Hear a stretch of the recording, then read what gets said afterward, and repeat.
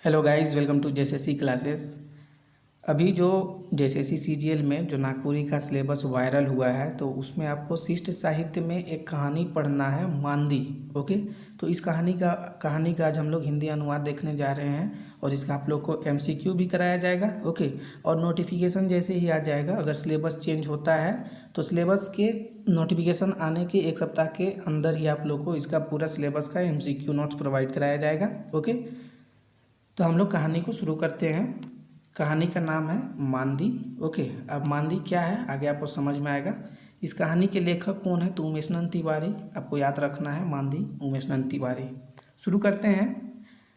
अमृत कर बाइसिकल ठीक ओहे ठीन रोज मधीम हो जाएला।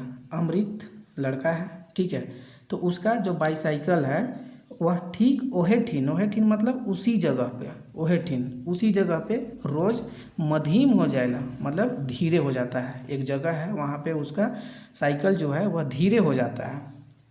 ईसन कैसे हो जाएला उन्हें नहीं जाने पा रही, और उसका साइकिल जो है वह धीरे हो जाता है एक जगह पे, और ऐसा किस लिए होता है उसको यह उसका कारण पता नहीं है। उसको अमृत नहीं जान पाता है कि ऐसा क्यों होता है।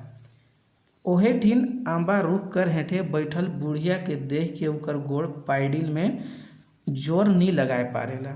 अब जिस जगह पे उसका साइकिल धीरे होता है तो उस जगह पे एक आम का पेड़ है, ठीक है, आंबा मतलब आम को बोला जाता है आंबा, और हेठे मतलब होता है नीचे। तो आम का पेड़ के नीचे एक बुढ़िया बैठी रहती है, ठीक है, तो उसको देख कर ही उसका जो पैर है तो उसका पैर साइकिल का पैडल में उसको अच्छे ढंग से पेरने नहीं लगता है, जोर जोर से नहीं पेरने लगता है, और इसलिए ही उसका साइकिल उस जगह पे धीरे हो जाता है।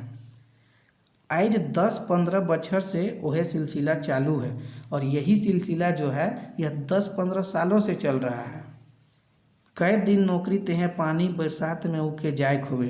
पानी बरसात में भी जब पानी बरसने लगता है बरसात में तो उस समय भी उसको अमृत को नौकरी के लिए जाना पड़ता अपना साइकिल से। मुदा कोनवे दिन बुढ़िया नहीं भेटाए होए ऐसा आज तक नहीं होलक। लेकिन ये 10-15 साल में कितनों भी पानी बरसा हो वह बुढ़िया उसी जगह पर ही रहती है, जो आम का पेड़ है उसके नीचे बैठी भी रहती है, कितनों पानी बरसा हो। ठीक है, आगे देखते हैं। आइजो बुढ़िया ओहे ठीन रहे मुदा आइज आइंदा दिन लखे एकला नहीं बलि के एक जुमटा आदमियों के घेर के खड़ा रहा। आज के दिन में भी बुढ़िया ओहे ठीना मतलब वही जगह थी, मुदा आइंदा दिन लखे एकला नहीं, लेकिन आइंदा दिन मतलब कि और दिन के जैसा, आइंदा दिन लखे मतलब और दिन के जैसा अकेले नहीं थी, बल्कि एक झुंडा आदमी मतलब आदमी का झुंड था वह उसको घेरे हुए था बुढ़िया को। अमृत भीड़ देख के तो नी मुदा अपन रोज कर आदत कर चलते साइकिल के मधीम करलक। अमृत जो है अपना साइकिल को धीरे किया उसी जगह पे, क्योंकि पहले ही बताया गया कि उसका साइकिल उस आम के पेड़ के नीचे मतलब हमेशा धीरे हो जाता था।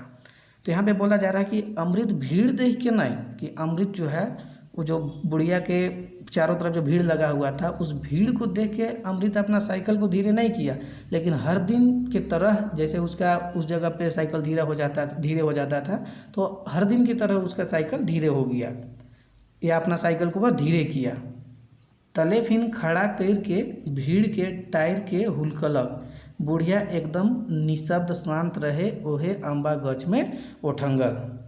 तले फिन खड़ा कर के भीड़ के मतलब साइकिल को खड़ा करके भीड़ के टायर के हुलकलक मतलब भीड़ को साइड करते हुए किनारे करते हुए वह झाँका, हुलकलक मतलब झाँका।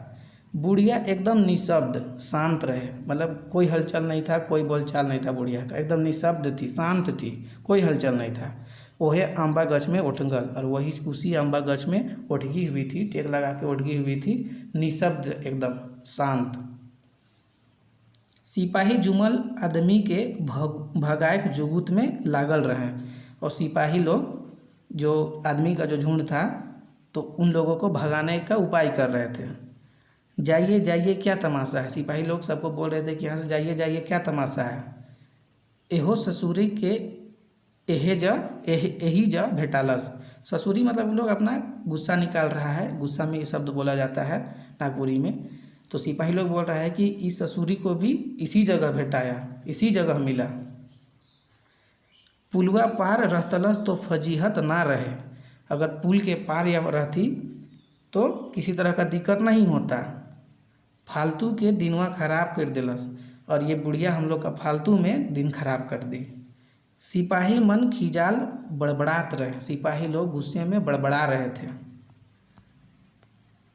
यहाँ पे बोला गया है निशब्द, बुढ़िया एकदम निशब्द शांत रहे, मतलब वो मर चुकी थी तो इसीलिए सिपाही लोग मर चुकी थी इसीलिए तो लोग उसको चारों किनारे से मतलब चारों तरफ से घेरे हुए थे, समझे। तो जो झुंड लगा हुआ था वो लोग उसको मतलब सिपाही झुंड को हटा रहा था कि आप लोग जाइए यहाँ से, क्या तमाशा लगा रखे हैं। और जो बुढ़िया मर गई थी उस जगह पे, इसीलिए वो लोग अपना भड़ास भी निकाल रहा था कि इसको यही जगह मरना हुआ, पुल के पार मरती तो हम लोग को दिक्कत वगैरह नहीं होता, ठीक है। तो इसलिए वो लोग अपना गुस्सा में भड़ास निकाल रहा था, गुस्सा दिखा रहा था।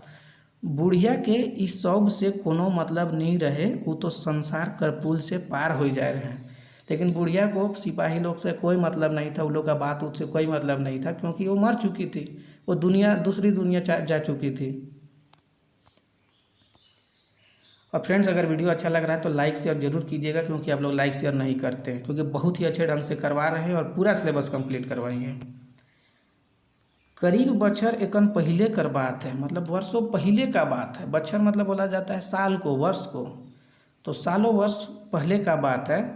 मांदी अपन ससुराल अलग रंथू कर संगे, यहाँ मांदी का पास्ट को बताया जा रहा है इस पैराग्राफ में कि मांदी अपन ससुराल अलग रंथू कर संगे, मतलब उसका हस्बैंड का नाम था, मांदी का हस्बैंड का नाम था रंथू, तो रंथू के संग अपना ससुराल आई। दुयो कर जोड़ी हंसा जोड़ी रहे, और दोनों का जोड़ी जो था, पति पत्नी का जोड़ी जो था, वह हंस के जैसा जोड़ी था। मांदी मंझिल तरिया सांवर कसमसाल चिकन गतर काया कर सुंदर छोड़ी रहे। मंझिल तरिया मतलब मध्यम कद की, सांवर कसमसाल चिकन सांवली थी, और कसमसाल चिकन गतर काया मतलब सुडोल टाइप से शरीर होता है ना, तो उस टाइप की इसको यहाँ पे उसका शारीरिक व्याख्या किया जा रहा है। तो सांवर थी, मंझिल तरिया थी, मध्यम कद की थी, और कसमसाल चिकन गतर काया सुडोल शरीर वाली लड़की थी, सुंदर छोड़ी रहे, सुंदर लड़की थी। जखन हंसे तो शंख लखे चरका दांत, एक पाइत में पातर ओठ मांझे तेल सांवर मुंह में चमक उठे। जखन मतलब जब मांदी हंसती थी तो शंख लखे चरका दांत, शंख सफ़ेद होता है तो सफ़ेद उसका जो शंख जैसा जो उसका सफ़ेद दांत था वह एक पाइत में मतलब एक लाइन में, पातर ओठ मांझे तेल सांवर मुंह में चमक उठे, उसका जो तेल सांवला रंग जो था उसका चेहरा का, तो उसमें उसका दांत चमक उठता था। बुझाए करिया घटा माझे अचका बिजली चमकते, उसका दांत को देख के ऐसा लगता था कि करिया घटा, जैसे बादल, काला बादल होता है, उसके बीच में जब बिजली चमकता है तो कैसे सफ़ेद हो जाता है, तो उसका दांत को देख के ऐसे लगता था कि करिया घटा कि काला बादल के बीच में अचानक से बिजली चमक रहा है। गांव गवई सब कर मुँह में उकर रूप कर बात रहे। गांव गवई मतलब गांव के लोगों में, सबका मुंह में, गांव के सभी लोगों का मुंह में उसका रूप का बात होता था।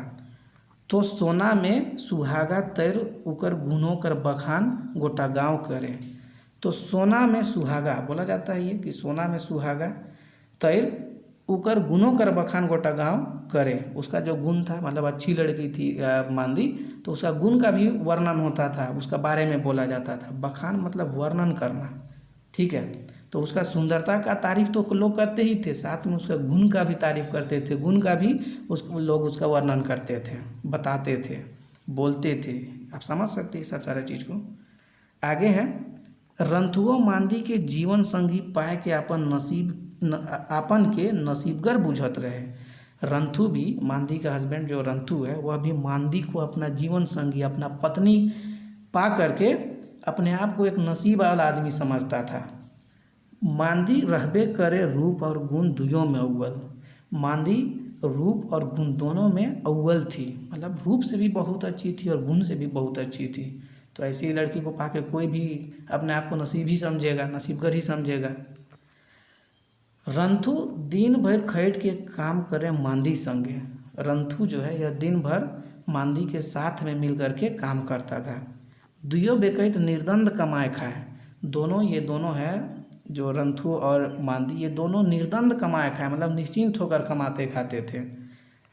कोनो बातक कमियों नहीं रहे, किसी भी बात का इन लोग को कमी नहीं था, किसी भी चीज़ का कमी नहीं था इन लोग को। भगवान कर देल पुरखा मनक डाँड़ दोइन बारी झारी में बाझल दुयो मांदी और रंथू। भगवान कर देल पुरखा मनक, ठीक है, इन लोग का जो पुरखा से जो मिला था डाँड़ और दोइन मतलब खेत बाड़ी वगैरह जो मिला था, उसी में ये लोग उलझे रहते थे काम वगैरह करने में। बछर दुई में सोना लखे बेटी तले पिठिया भाइयों अलग। शादी के 2 वर्ष में सोना लखे बेटी, पहले बेटी हुआ, याद रखिएगा अगर पूछा जाएगा कि मांदी और रंथू का पहले क्या चीज़ हुआ था बाल बच्चा में, तो बेटी याद रखिएगा, ठीक है। तो सोना लखे बेटी हुआ, तले पिठिया भाइयों अलग। पिठिया बोला जाता है जैसे कि आप होंगे अपने घर में, ठीक है, उसके बाद आपके बाद जो आपका भाई या बहन हो, जो भी होगी बहन या भाई होंगे, तो उसको बोला जाता है पिठिया, ठीक है, आपके बाद वाला को पिठिया बोला जाता है। तो सोना लखे बेटी और फिर बाद में पिठिया भाई भी हुआ। बछर 8-10 बीतते बीतते चांद सूरज लखे छुआ अंगना में खेले। और साल 8-10 मतलब 8-10 साल बीतते बीतते घर के आंगन में चांद और सूरज के जैसा बच्चा लोग खेलते रहते थे। मांदी और रंथुओ दुयो रईस का अखड़ा में उधमैत मचाए देवे। कोई भी फंक्शन वगैरह होता है जैसे मतलब त्यौहार पर, तो उसमें रंथू और मांदी जो है ये अखड़ा में उधमैत मचाए देवे, मतलब काफ़ी ये लोग डांस नृत्य करते थे। अखड़ा नृत्य स्थल होता है, सांस्कृतिक स्थल होता है, आप लोग जान रहे हैं। आगे है मांदी अपन सवांग और छुआ कर बादे केखो सौग ले बगरा दुलराए तो अपन घर के। आगे बोला जा रहा है स्वांग बोला जाता है शरीर को, तो मांदी जो है यह अपना स्वांग मतलब अपना शरीर और अपना छुआ, अपना जो 2 बाल बच्चे थे, तो उन लोगों के बाद अगर केखो सौग ले बगरा दुलराए मतलब अपना शरीर को सजने संवारने या अपना मतलब अपना शरीर और अपना बाल बच्चा को सजने संवारने के बाद अगर किसी को दुलराती थी तो अपना घर को, ठीक है, वो अपन घर के दिन भर संवराय के रखे एकदम साफ। मतलब अपना शरीर और अपना बाल बच्चा को सजने संवारने के बाद अगर वो सबसे ज़्यादा किसी को संवराती थी तो अपना घर को। घर आंगन कहूँ एकोगो खैटका तक नहीं भेटा है। खैटका बोला जाता है जो लकड़ी का छोटा छोटा टुकड़ा होता है ना, उसको बोला जाता है। तो घर आंगन कहूँ एकोगो खैटका तक नहीं भेटा है। मांदी के घर आंगन में एक छोटा सा किसी भी टुकड़ा का भी नहीं मिलता, मतलब उतना साफ रखती थी। बोलने का मतलब यही है कि अपने घर को उतना साफ रखती थी कि उसका घर आंगन में एक छोटा सा टुकड़ा भी, एक छोटा सा कंकड़ भी नहीं मिलेगा आपको, टुकड़ा भी नहीं मिलेगा लकड़ी वगैरह का। कहने का मतलब है कि अपना घर को बहुत साफ सुथरा रखती थी। लीपल पीड़ा चिकन माटी कर भीत जेकर में बरन बरन कर फूल बनाल। लीपल पीड़ा, पीड़ा पिछले ही वीडियो में बताए थे। पीड़ा क्या होता है कि घर के बाहर जो बनाया जाता है बैठने के लिए, उसी को पीड़ा बोला जाता है। तो लीपल पीड़ा मतलब वो पीड़ा को लीप के रखती थी। चिकन माटी कर भीत, और चिकनी माटी का भीत मतलब भीत था, दीवार था, जेकर में बरन बरन कर फूल बनाल। और जो दीवार था, उसके घर का दीवार था, उसमें तरह तरह का फूल बनाया हुआ था। आई होप कि वीडियो अच्छा लग रहा होगा, आप लोगों को समझ में आ रहा है। अगर समझ में आ रहा तो लाइक शेयर जरूर कीजिएगा, ओके। और नोटिफिकेशन आने के बाद जो भी सिलेबस रहेगा, आप लोग सिलेबस का नोट्स लेने के लिए डिस्क्रिप्शन में जो व्हाट्सअप नंबर है उस पर आप लोग कॉन्टेक्ट कर लीजिएगा, ओके। 7061111842 ये मेरा कॉन्टेक्ट नंबर है। ज़बरदस्त किस्म का नोट्स मिलेगा। नोट्स के लिए एकदम निश्चिंत रहिए। आगे देखते हैं। रंतु हिसाबों करे, ठीक है, वो मतलब अपने घर के पीछे इतना लगी रहती थी उसको सजने संवारने में कि उसको देख करके रंथू को गुस्सा भी आता था। इके दिन भर कोनो नहीं कोनो करे के चाहिए, और गुस्सा से बोलता था मांदी को, रंथू मांदी को बोलता था कि इके मतलब इसको दिन भर कुछ ना कुछ करना ही रहता है। एको कटिक चैन से थीर नहीं, मतलब थोड़ा सा भी ये शांत नहीं रहती है। थीर नहीं मतलब शांत नहीं रहती है, आराम नहीं रहती है, इसको कुछ ना कुछ दिन भर करना ही रहता है। कखनो पोतना माटी तो कखनो गोरिया तो दूधिया माटी, मतलब अपने घर को सजने संवारने में ये पोतना माटी कभी तो कभी गोरिया माटी तो दूधिया माटी, ये सबसे अपना घर को हमेशा संवारते ही रहती थी वो। जीवो जहान के नहीं देखी, अपना जीव को भी नहीं देखती है ये, खाली घर के पीछे पड़ी रहती है। मांदी हंस देवे रंथू मुहाए जाए, ठीक है। रंथू गुस्सा करता था तो मांदी उसका बात को सुन करके हंस देती थी, और फिर जब मांदी हंस देती थी तो रंथू उसका प्यार में, उसका स्नेह में मुहा जाता था, मोह, ठीक है। मांदी कहे देख तो ई घाटो चरई का लखे बहिने। घाटो चरई ये एक प्रकार का चिड़िया है। घाटो चरई बोला जाता है, जैसे आप लोग कभी देखिएगा आसमान में एक लाइन में ये चिड़िया उड़ती है, ठीक है, एक लाइन में लाइन बना के उड़ती है, ठीक है, इसका खासियत होता है घाटो चरई। तो पूछती थी कि वो अपना दीवार में क्या करती थी, तरह तरह का चित्र वगैरह बनाती थी। तो वही मांदी उसका बात को सुनने के बाद बोलती थी कि देखो तो ये घाटो चरई का लखे बहिने, इसका चित्र मतलब कैसा बना है घाटो चिड़िया का। गगरी कटिक चेप्टा हो लग की का। तो फिर मांदी पूछती थी कि जो घड़ा बनाए हैं, दीवार में चित्र बनाए हैं, वो चेप्टा तो नहीं ना हो गया। रंथू हंसे तोर मूड़ी चेप्टा हो लग, और उसका बात को सुन करके रंथू हंस देता था और बोलता था कि तुम्हारा मूड़ी चेप्टा हो गया। अरे बाबा एतई का ले करिस ल, थकबो नहीं करिस। और रंथू बोलता था कि तुम इतना क्यों करती हो, इतना क्यों दिन भर इसको सजने संवारने में लगी रहती हो, तुमको थकान नहीं होता है।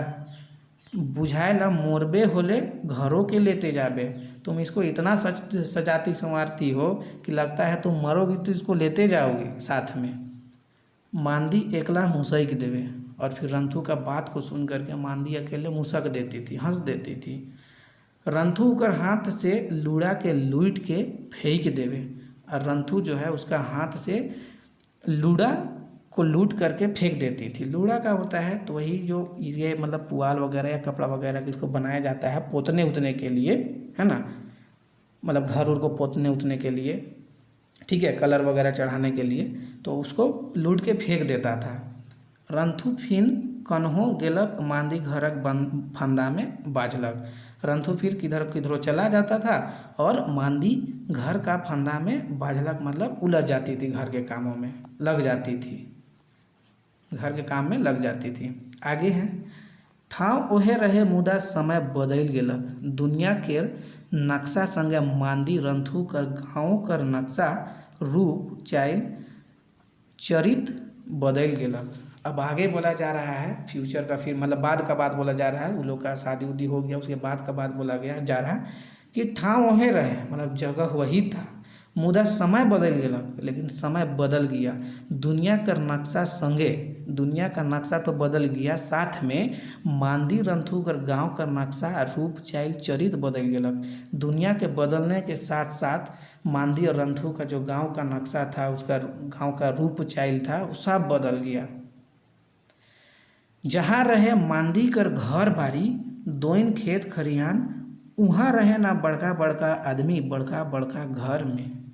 बोला जा रहा है कि जिस जगह पे पहले रंथू और मांदी का घर बाड़ी था, खेत बाड़ी था, घर था, दोइन था, खेत खलिहान था, अब वहाँ क्या रहता है तो बड़का बड़का आदमी लोग बड़ा बड़ा घर में रहते हैं। वो विस्थापन हो गया आप बोल सकते एक तरीक़े से। जहाँ पे मांदी और रंथू का घर गांव बसता था, उस जगह के लोग विस्थापित हो गए, अब वहाँ पे बड़ा बड़ा आदमी लोग बड़का बड़का घर में रहते हैं। जहाँ रहे मांदी कर खेत वो एखनो आहे, मुदा चिपाल आहे बड़का बड़का मशीन कर हेठे। जहाँ पहले मांदी का खेत था, मांदी का खेत खलिहान था, वहाँ वह अभी भी है वो खेत खलिहान, लेकिन वो किसके अंदर है, मतलब चिपाल है, मतलब किसके नीचे चिपाया हुआ है तो बड़का बड़का मशीन कर हेठे, ठीक है, बड़ा बड़ा मशीन के हेठे। अब कल कारखाना सब स्थापित हो गया होगा, है ना, तो अब कल कारखाना में जो बड़ा बड़ा मशीन है उसी के नीचे वो लोग का ज़मीन वगैरह चिपाया हुआ है। सब में बदलाव आलक, सब में बदलाव आ गया। बदल गेलक रंथू, बदल गेले उकर दुयो छौआ, कि बदलाव में कहाँ है जाए गेले पता नहीं। सब में बदलाव आलक, मतलब सब कुछ बदल गया, सब कोई में बदलाव आ गया। बदल गेलक रंथू, रंथू भी बदल गया। बदल गेले उकर दुयो छौआ, क्योंकि एक बेटा बेटी था उसका, तो वो लोग भी बदल गया कि बदलाव में कहाँ हेजाए गेलै पता नहीं, और इस बदलाव में वे लोग कहाँ हेरा गए, कहाँ भुला गए पता नहीं। मुदा केव नहीं बदललक तो ऊ रहे मांदी और ऊ अम्बा कर गछ। इन सब बदलाव में अगर कोई नहीं बदला तो वह थी मांदी और वो अम्बा गछ, मतलब वही अम्बा का पेड़, जिस अम्बा के पेड़ के नीचे उसका रूह निकल गया, उसका मृत्यु हुआ। आखिर तक नहीं छोड़लक वो घर के, आखिरी दम तक वह अपना घर को नहीं छोड़ी। अम्बा कर रूख के, ठीक है, उस अम्बा को नहीं छोड़ी। आइजो ओहे अंगना कर बाँचल अम्बा गछ हेठे बैठल रहे मांदी ईसन बुझाएला। और आज भी उस आंगन में, उसके घर के मतलब उस घर के आंगन में जो आम का पेड़ बचा हुआ था, तो उसके नीचे आज भी मांदी बैठी हुई है, ऐसा लगता है। तो ये था कहानी मांदी। आई होप कि मैं आप लोगों को सारा चीज़ क्लियर किया हूँगा।